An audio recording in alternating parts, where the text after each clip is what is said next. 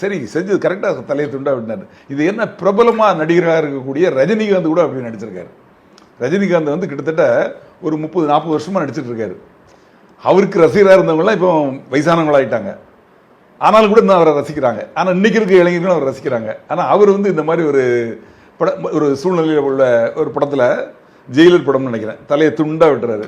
அப்புறம் மகாராஜான்னு ஒரு படத்தில் அதுல போலீஸ்காரங்களை பெருமையா தானே சார் காமிச்சிருப்பாரு, காட்டுறாங்க. ஆனா இப்படி விட்டலாம் அப்படிங்கிறது வந்து அது நல்ல விதமா சொல்றதை வந்து நீங்க மக்கள் மனசுல பதியணும். இப்போ தங்கப்பதக்கம் அப்படின்னு ஒரு படம் வந்தது, கிட்டத்தட்ட அந்த கதையும் இந்த கதையும் ஒரே கதை தான். தங்கப்பதக்கத்திலையும் அவர் வந்து தான் பையன் வந்து அந்த எஸ்பி சௌத்ரியோட எஸ்பியோட பையன் வந்து கெட்டவனா இருப்பான், திருத்த பாப்பார், கடைசியில் அவராலேயே. ஆமா, அதே தான் இந்த கதையும். ஆக அதே கதையை தான் உல்டா பண்ணி எடுத்துருங்க. அதை பத்தி நமக்கு தேவையில்லை.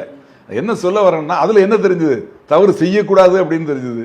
இதுல வந்து இப்படிலாம் செய்யலாம், அதை தவறு செய்யக்கூடிய ஒரு மலையாள நடிகர். இப்போ அதுல வில்லனா நடிச்சவர், நான் வந்து அவர் தவற சொல்ல, அவர் எதுக்காக சொல்லணும்னா அவரோட நடிப்பு நல்லா இருக்குது. ஆனா அந்த கேரக்டர் நடிப்புங்கிறது வேற விஷயம். ஆனா அவங்கள உயர்வா காட்டக்கூடாது, மக்கள் மனசுல ஏதோ பதிய வைக்கிறாங்க. ஆமா, அதே மாதிரி சம்மட்டியால அடிச்சு கொள்றது, அதெல்லாம் அப்படி நேரடியா காட்டுறது, இதெல்லாம் நடக்குது இல்லைன்னு சொல்லலை. அதுக்காக வந்து எங்கேயோ நடக்கிறத வந்து எத்தனாயிரம் கோடி மக்கள் பார்க்குறாங்க. இப்போ 8 கோடி மக்கள் நம்ம தமிழ்நாட்டில் இருக்காங்க. ஒரு படம் எடுக்கிறாங்கன்னா தமிழ்நாட்டில் மட்டும் இல்லை, அது எல்லா மொழிகளையும் ரிலீஸ் ஆகுது, வெளிநாடுகளையும் ரிலீஸ் ஆகுது. அப்போ அவ்வளோ மக்கள் மனசுலையும் ஒரு தவறான எண்ணத்தை விதைக்கக்கூடிய ஒரு சூழ்நிலை இருக்கு இல்லையா, இதுவும் ஒரு காரணம்.